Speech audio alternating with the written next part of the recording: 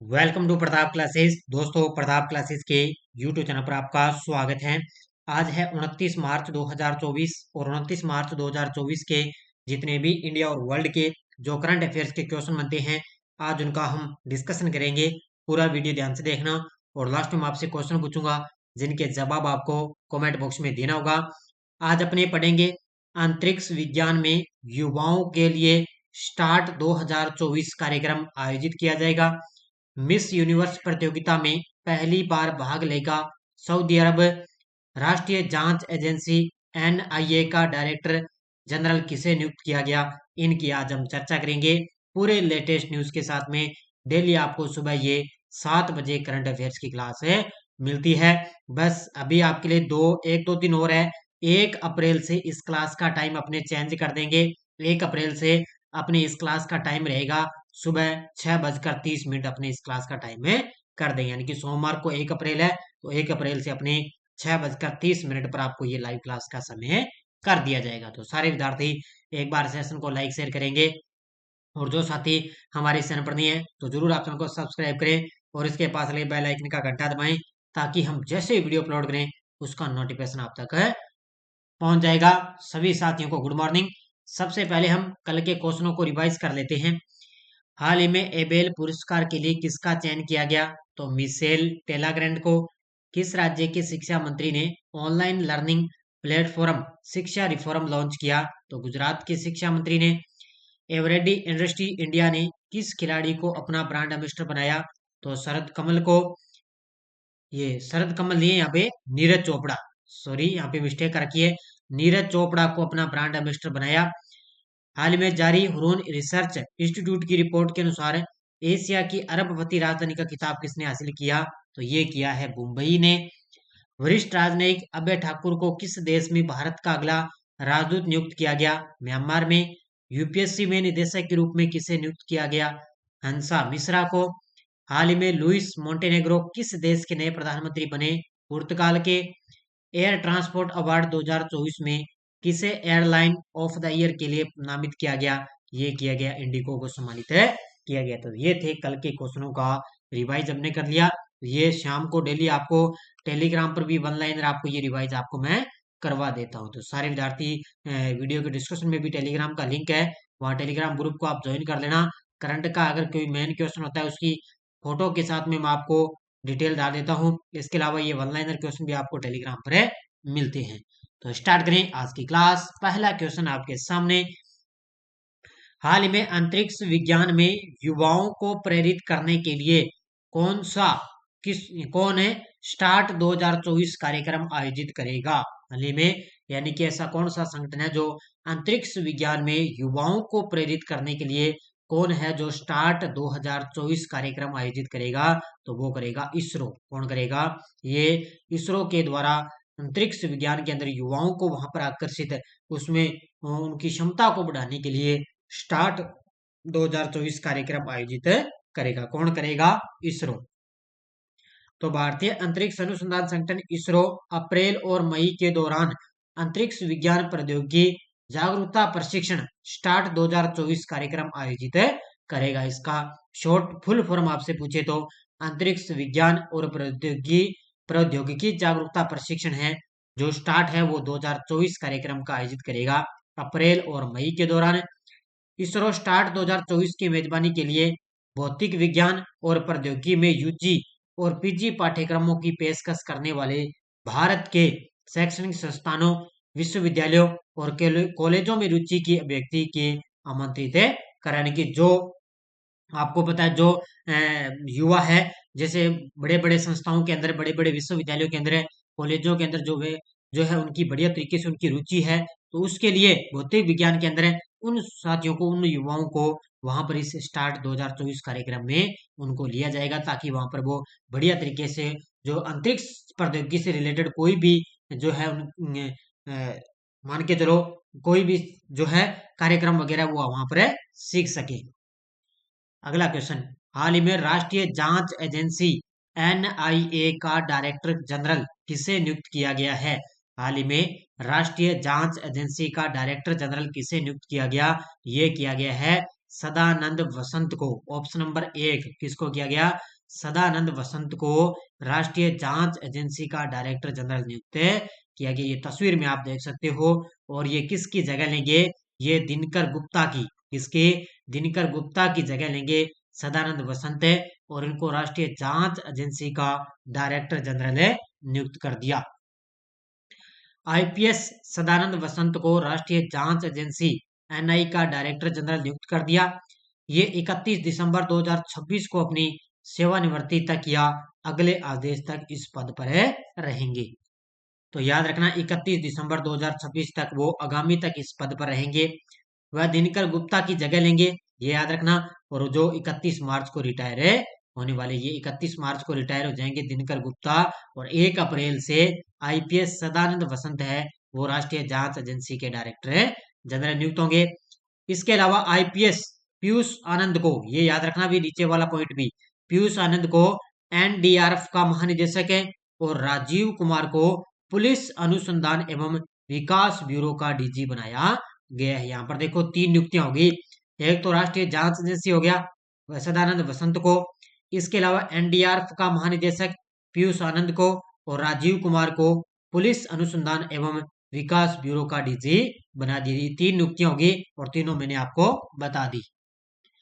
27 मार्च 2024 को लोकपाल के नए न्यायिक सदस्य के रूप में किसने शपथ ली है। 27 मार्च 2024 को लोकपाल के नए न्यायिक सदस्य के रूप में शपथ ली है ऋतुराज अवस्थी ने। किसने, ऋतुराज अवस्थी ने। ये तस्वीर में आप देख सकते हो ऋतुराज अवस्थी, और ये अब लोकपाल के नए न्यायिक सदस्य के रूप में इन्होंने शपथ ले ली है। तो न्यायमूर्ति ऋतुराज अवस्थी ने 27 मार्च 2024 को लोकपाल के नए न्यायिक सदस्य के रूप में शपथ ली। शपथ भारत के लोकपाल, अभी आपको मैंने बताया था कुछ दिन पहले ही भारत के नए लोकपाल बन गए न्यायमूर्ति एएम खानविलकर, इन्होंने इनको शपथ दिलाई। इसके अलावा पंकज कुमार और अजय तिर्की ने लोकपाल के नए सदस्यों के रूप में शपथ ली है। तो ये भी सदस्य बन गए, पंकज कुमार और अजय तिर्की, ये भी लोकपाल के नए सदस्य बन गए। और लोकपाल के नए न्यायिक सदस्य आपसे पूछे तो वो ऋतुराज अवस्थी बन चुके हैं। और उनको शपथ किसने दिलाई, तो ये एएम खानविलकर ने इनको शपथ दिलाई है। ब्रांड फाइनेंस 2024 रिपोर्ट के अनुसार दुनिया का सबसे मजबूत बीमा ब्रांड कौन सा बन गया, तो वो बन चुका है एलआईसी। कौन सा, एलआईसी का मतलब है भारतीय जीवन बीमा निगम। ये क्या है, ब्रांड फाइनेंस 2024 की रिपोर्ट के अनुसार है दुनिया का सबसे मजबूत बीमा ब्रांड है। तो ये सबसे मजबूत ब्रांड बन गया कौन सा, एलआईसी। देखो तो ये नवीनतम ब्रांड फाइनेंस इंश्योरेंस ये है 100। ये 2024 की रिपोर्ट में अपन देखें तो भारतीय जीवन बीमा निगम एलआईसी ने 816 अरब रुपए के स्थिर ब्रांड मूल्यों को बनाए रखते हुए दुनिया भर में सबसे मजबूत बीमा ब्रांड के रूप में अपनी स्थिति मजबूत कर ली है। यानी कि सबसे मजबूत आज में अपने वर्तमान में देखें तो वो है एलआईसी का जो है बीमा किया जाता है, वो है सबसे मजबूत ब्रांड है। इसके अलावा अपने देखें कैथे लाइफ इंश्योरेंस दूसरे सबसे मजबूत ब्रांड के रूप में है, जिसकी ब्रांड वैल्यू में 408 अरब रुपए की उल्लेखनीय वृद्धि हुई है। तो दूसरा कौन सा है, कैथे लाइफ इंश्योरेंस है, दूसरा सबसे मजबूत ब्रांड है। और सबसे टॉप पर एलआईसी 816 अरब रुपए के स्थिर ब्रांड है मूल्य है इसका।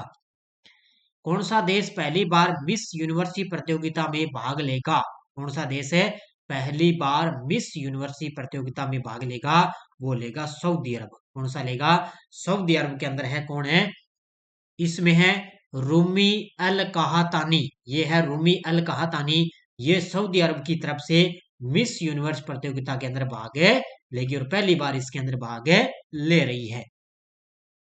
तो ये सऊदी अरब की है 27 वर्षीय मॉडल और प्रभावशाली रूमी अल कहातानी। कौन है, रूमी अल कहातानी ने इंस्टाग्राम पर घोषणा की कि वह मिस यूनिवर्स प्रतियोगिता में देश से पहली प्रतिभागी होगी। यानी कि सऊदी अरब की देश की ये पहली महिला है, वो भाग लेगी।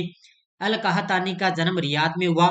उन्होंने पहले मिस मिस सऊदी अरब, फिर इसके अलावा मिस अरब वर्ल्ड पीस, फिर इसके अलावा मिस वुमन सऊदी अरब का खिताब जीता। यानी कि मिस सऊदी अरब का खिताब जीता, फिर मिस अरब वर्ल्ड पीस 2021 का, फिर मिस वुमन का खिताब जीता। और अब ये मिस यूनिवर्स प्रतियोगिता के अंदर भाग ले रही है। और मिस यूनिवर्स प्रतियोगिता 2024 से मैक्सिको में आयोजित की जाएगी। तो इसके अंदर पहली बार सऊदी अरब इसके अंदर भाग ले रहा है। आईपीएल 2024 के 8वें मैच में सनराइजर हैदराबाद ने किस टीम के खिलाफ आईपीएल इतिहास का सबसे बड़ा स्कोर बनाया है? तो कई साथी होंगे इस प्रकार जो आईपीएल वगैरह देखते होंगे, तो उनको पता है कि आईपीएल के अंदर आपको पता है 8वें मैच में सनराइजर हैदराबाद ने मुंबई इंडियंस के खिलाफ कितना स्कोर बनाया था? 277। कितने? 20 ओवर के अंदर 277 रन का स्कोर दिया था मुंबई इंडियंस को। और ये आईपीएल इतिहास का सबसे बड़ा स्कोर अब कर बार बन चुका है। किसके खिलाफ है? मुंबई इंडियंस के खिलाफ। तो ये राजीव गांधी अंतरराष्ट्रीय स्टेडियम में खेले गए इस मुकाबले में टॉस हारकर पहले बल्लेबाजी करते हुए सनराइजर्स ने 20 ओवर के अंदर 3 विकेट गंवाकर 277 रन का टोटल स्कोर उन्होंने बनाया था। आईपीएल इतिहास का सबसे बड़ा स्कोर है। इस मामले में उन्होंने 11 साल पुराना रॉयल चैलेंजर बेंगलुरु का रिकॉर्ड तोड़ दिया। यानी 11 साल पुराना रॉयल चैलेंजर बेंगलुरु का रिकॉर्ड तोड़ दिया और अब की बार 277 का बड़ा स्कोर इन्होंने बना दिया है। डे नाइट महिला एसेज टेस्ट का आयोजन कहाँ किया जाएगा? डे नाइट महिला एसेज टेस्ट का आयोजन कहाँ किया जाएगा? ये किया जाएगा ऑस्ट्रेलिया के मेलबर्न क्रिकेट ग्राउंड में। ऑप्शन नंबर बी ध्यान रखना, मेलबर्न ऑस्ट्रेलिया के अंदर है। ये क्रिकेट ग्राउंड के अंदर डे नाइट महिला एसेज टेस्ट का आयोजन कहाँ किया जाएगा? मेलबर्न के अंदर। ये आगामी 2025 के अंदर इसका आयोजन किया जाएगा। ये ऑस्ट्रेलिया और इंग्लैंड के बीच होगा। तो मेलबर्न क्रिकेट ग्राउंड एमसीजी ऑस्ट्रेलियाई और अंग्रेजी महिला यानी कि इंग्लैंड महिला क्रिकेट टीमों के बीच एक दिन रात टेस्ट मैच की मेजबानी करेगा। तो एक दिन और एक रात टेस्ट मैच की मेजबानी करेगा। पहली बार होगा जब पिंक बॉल टेस्ट प्रतिष्ठित स्थल पर यह खेला जाएगा। कहां पर खेला जाएगा? पहली बार है जब ये पिंक बॉल टेस्ट प्रतिष्ठित स्तर पर खेला जाएगा। ये 4 दिवसीय मैच 30 जनवरी से 2 फरवरी 2025 तक है निर्धारित है। तो 30 जनवरी से लेकर आगामी 2 फरवरी तक है चलेगा। हाल ही में सब जूनियर नेशनल चैंपियनशिप में 19 पदक के साथ कौन सा राज्य चैंपियन बना है? हाल ही में सब जूनियर नेशनल चैंपियनशिप में 19 पदक के साथ कौन सा राज्य चैंपियन बना? तो वो बन चुका है हरियाणा। इसके अंदर बालक और बालिका वर्ग 2 वर्ग होते हैं। बालक वर्ग में इन्होंने 9 पदक जीते हैं और बालिका वर्ग में इन्होंने 10 पदक जीते। तो टोटल कितने पदक हो गए? 19 पदक के साथ हरियाणा राज्य चैंपियन बना है। किसमें? सब जूनियर नेशनल चैंपियनशिप के अंदर। देखो हरियाणा ने बॉक्सिंग सब जूनियर नेशनल चैंपियनशिप में 19 पदकों की शानदार संयुक्त बढ़त के साथ बालक और बालिकाओं दोनों श्रेणियों में टीम के अंदर खिताब जीत रही है। तो बॉक्सिंग सब जूनियर नेशनल चैंपियनशिप है।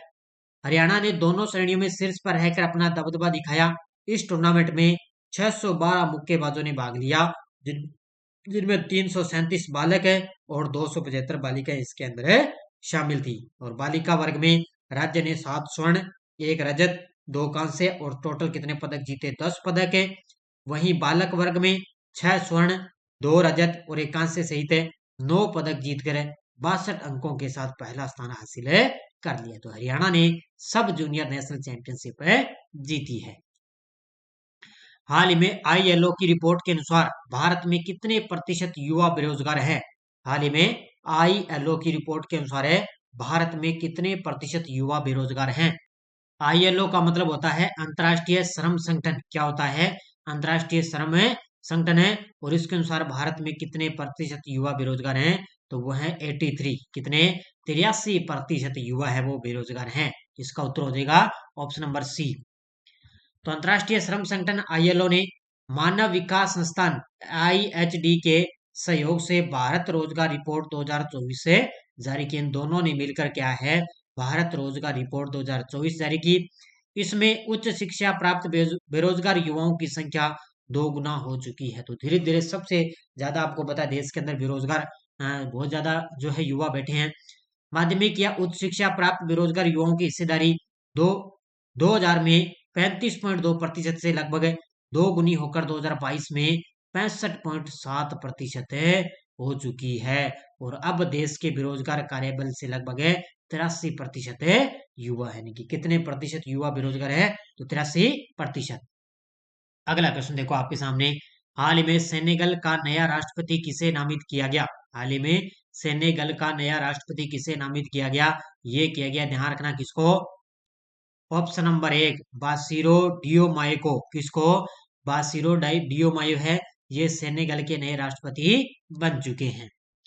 तो सत्ता विरोधी छवि वाले बासिरो डियोमाय ने फे ने पहले दौर में 54.28% वोटों के साथ में सेनेगल का नया राष्ट्रपति उनको चुनाव जीत लिया। यह 44 वर्ष की आयु में फे अफ्रीका के सबसे कम आयु के निर्वाचित राष्ट्रपति बन चुके। तो अफ्रीका की ये सबसे कम आयु के निर्वाचित राष्ट्रपति बन गए। कौन है? बासिरो डियोमाय फे बन चुके हैं। अब आपको एक पॉइंट याद रखना है कि लक्ष्मी नारायण सेसु का संबंध किस क्षेत्र से है? तो अभी हाल ही में इनका निधन हो चुका है, लक्ष्मी नारायण सेसु का। ये तमिल फिल्म इंडस्ट्री के मशहूर कॉमेडी एक्टर थे। लक्ष्मी नारायण सेसु का हाल ही में निधन हो गया था। सेसु ने 2002 में एक्टिंग करियर की शुरुआत की थी और लोलू सभा शो से उन्हें बड़ी पहचान मिली थी। ये तस्वीर में आप देख सकते हो, ये लक्ष्मी नारायण सेसु है और ये अभिनेता थे और अभी हाल ही में इनका निधन हो चुका है। ये टेलीग्राम ग्रुप है, कोई सूचना, कोई लिंक आ गया, कोई नोटिफिकेशन आ गया, वीडियो की डिस्क्रिप्शन में भी टेलीग्राम का लिंक है, वहां जाकर भी आप टेलीग्राम ग्रुप को ज्वाइन कर लेना। पिछले वीडियो क्वेश्चन क्या था? हाल ही में पहले वैश्विक असमानता अनुसंधान पुरस्कार से किसे सम्मानित किया गया? तो जेम्स बॉयस है और बीना अग्रवाल, इन दोनों को पहले वैश्विक असमानता अनुसंधान पुरस्कार से सम्मानित किया गया। इसका उत्तर था ए और बी दोनों। बहुत सारे विद्यार्थियों ने बड़े शानदार तरीके से जवाब दिए, उन सभी को बहुत बहुत शुभकामनाएं। अब देखो क्वेश्चन फॉर यू। चुनाव आयोग ने विकलांग व्यक्तियों के लिए कौन सा ऐप लॉन्च किया? चैंपियन ऐप, स्वाति ऐप, संकलन ऐप, सक्षम ऐप है? इसका जवाब आपको कमेंट बॉक्स में देना है। बाकी अपनी ऑनलाइन टेस्ट सीरीज दी जा रही है, एलडीसी वगैरह है, सीईटी की चल रही है और ये चल रही है अपनी पूरे साल की वार्षिक करंट अफेयर्स, जिसके अंदर आपको डेली टेस्ट मिलता है, फिर वीकली टेस्ट, फिर मंथली टेस्ट आपको मिलता है। इसके अलावा मंथली पीडीएफ भी मिलती है बढ़िया तरीके से। इसमें आपको 1 जनवरी से लेकर 31 जनवरी 2024 तक आपको 1 साल का करंट आपको मिलेगा, यानी कि डेली क्लास का टेस्ट मिल रहा है, फिर वीकली टेस्ट, फिर मंथली टेस्ट। ये बड़ा आपका गजब का आपका कंटेंट आपको दिया जा रहा है। इसके अलावा अपनी चल रही है फर्स्ट ग्रेड स्कूल व्याख्याता की, भारत और राजस्थान की स्पेशल। इसके अलावा इंडियन पॉलिटी की चल रही है और इसके अलावा अपनी आरपीएससी वगैरह इनकी पीडीएफ सीरीज भी डाली हुई है, ये भी आप ले सकते हो। आंसर की लगी हुई है आरपीएससी फर्स्ट ग्रेड और सेकंड ग्रेड दोनों के, और इसके अलावा असिस्टेंट लोको पायलट की चल रही है, ये भी आप ले सकते हो। तो स्टार्ट, सारे विद्यार्थी एक बार वीडियो को ज्यादा लाइक शेयर करेंगे। धन्यवाद। जय हिंद, जय भारत।